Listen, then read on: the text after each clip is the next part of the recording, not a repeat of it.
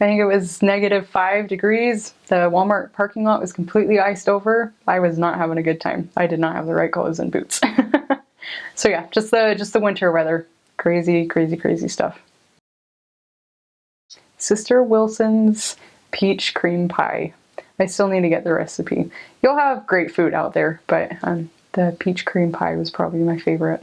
Hispanic food, probably pozole or tamales. Go to the temple often. I got to go, I got my mission call 5 months before I actually left. And so I was able to go through the temple every week. And I think that helped me quite a bit. So, because we didn't get to go a whole lot while we were out on the mission. And so I could draw back on that. There's a lot of mosquitoes out there. That's one thing. In the summer you get polka dotted legs, a lot of mosquito bites. There's chiggers out there, so stay out of the grass.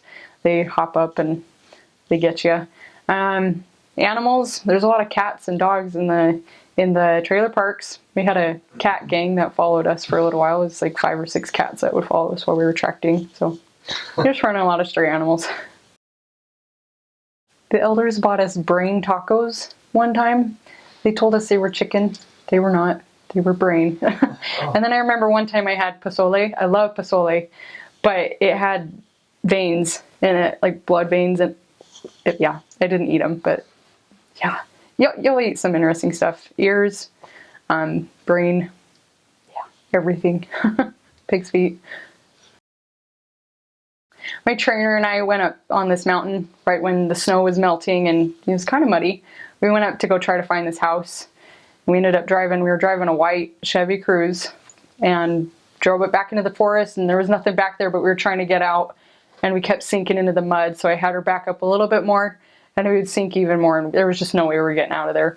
So we called, we went back up to the main warehouse and we found some people to help come get us. They got their truck stuck. So they called a tow truck driver. The tow truck came, he got his truck stuck. And so there were like 3 of us just sitting out in this field. We felt really bad. We went back and helped chop wood for a few hours to kind of make up for it. But that was our experience trying to find our one referral in Cordon. Obedience, just being obedient. I think that makes or breaks the mission is just your level of obedience. And I think it really taught me about how being exactly obedient. They emphasize that a lot in the mission, being exactly obedient. And it's amazing how the desire that you gain out there on the mission to be exactly obedient. And it makes quite the difference, the memories that you have on your mission, if you're obedient or not. Learning the language is a little tough. I mean, Kentucky has its own language all on its own. It's kind of hard to understand, but learning the language taught me a lot about myself and a lot about how just sticking to it, what it can get you to. I think at first you doubt yourself a lot and you wonder, what am I doing? What did I get myself into? But eventually by the end, you're able to provide that support to other missionaries who are going through the same thing. And learning the language is quite the process, but you learn a lot about yourself at the same time.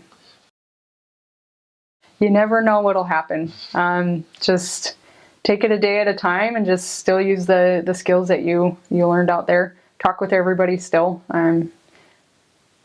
Just keep up the same skills that you learned out there. I mean, we may not be knocking doors every day and contacting everyone on the street, but you can still use those same skills that you use on the mission and don't forget them.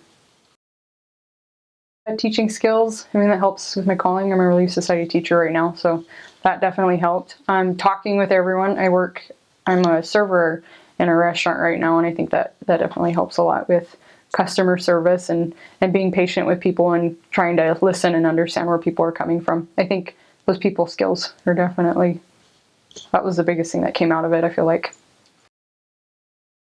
My first area, there was this man we were teaching. His name was Josue.